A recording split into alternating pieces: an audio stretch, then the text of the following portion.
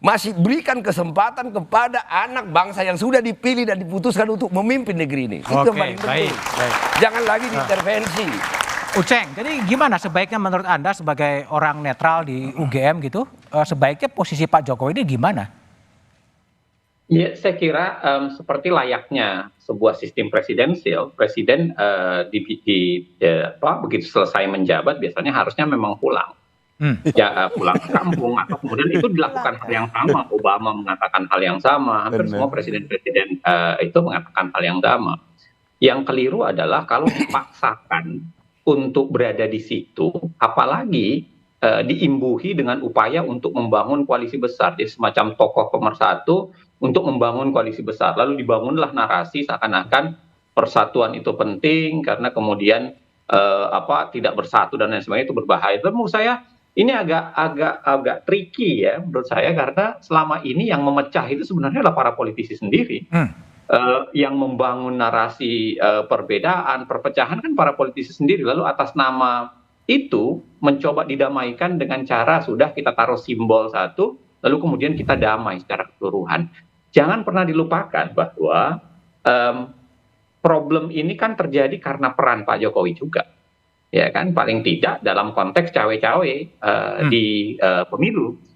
Itu yang saya ingin katakan, bahwa kalau kita bicara ke depan, ada banyak yang harus kita perbaiki, termasuk misalnya undang-undang soal lembaga kepresidenan.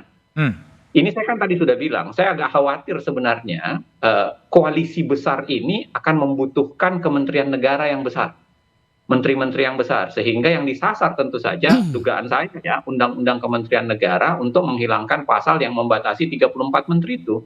Hampir semua presiden itu mencoba mengakali 34 menteri itu dengan termasuk Presiden SBY dengan melantik begitu banyak wakil menteri, begitu juga dengan Pak Jokowi di belakangan ketika kemudian melantik lebih banyak lagi daripada yang dilakukan oleh Pak SBY.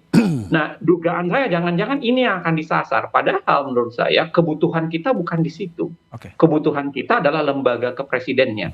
Bagaimana presiden ke depan harus ditata supaya dia tidak mudah untuk cawe-cawe dalam apapun, dalam kepemiluan. Makanya undang-undang kepresidenan itu, lembaga kepresidenan itu harusnya didorong. Termasuk misalnya konsep lemda. Dalam kondisi tertentu saya kira presiden harus dalam tanda kutip ya dipincangkan. Karena dia nggak boleh punya kekuatan yang sangat besar, dan kekuatan sangat besar itu dipakai untuk mengintervensi proses politik, baik kalau dia menginkambensi maupun ketika dia sudah tidak terpilih lagi. Nah, termasuk jangan-jangan menurut saya termasuk soal aturan-aturan ke depan. Bagaimana menempatkan presiden pasca habisnya masa jabatan dia. Undang-undang lembaga kepresiden itulah menurut saya yang kebutuhan realnya untuk mengatur dan memperbaiki, salah satunya adalah posisi presiden, termasuk Presiden Jokowi pasca 2024. Baik Uceng, nanti kita lanjutkan. Bang Viva Yoga, jadi ada Uceng mengatakan kalau ini koalisi besar ditampung, tentunya nanti akan membutuhkan banyak kursi menteri, undang-undang kementerian negara kemudian diubah untuk mengadopsi banyaknya menteri yang akan masuk. Kalau soal berapa jumlah menteri kan sudah ada undang-undangnya. 34.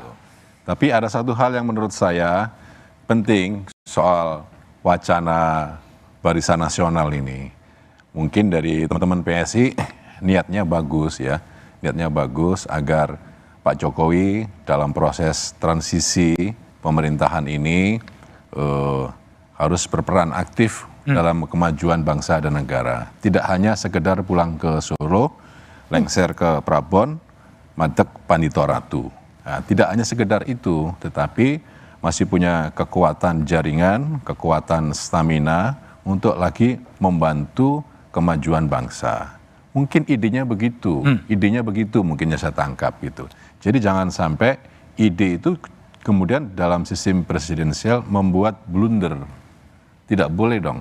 Jadi sistem presidensial itu sudah menjadi bagian yang penting dalam proses pelembagaan demokrasi, dan saya rasa Mas Budiman, Pak Jokowi itu orang yang demokratis. Buktinya 01 ada partai politik pemerintah yang mendukung, 03 juga ada partai politik pemerintah yang mendukung, dan tidak cawe-cawe kan, semuanya bebas merdeka, masing-masing partai politik diberikan hak politiknya untuk mencalonkan siapa calon presiden masing-masing. Ada 3 pasang, tidak 1, ya kan?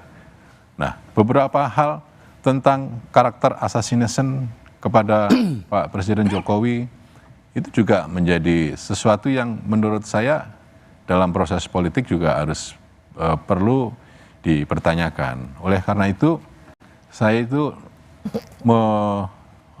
menilai presiden itu tidak akan seperti itulah. Pak Presiden itu adalah seorang yang saya faham tentang filosofis Jawa, filosofis pewayangan.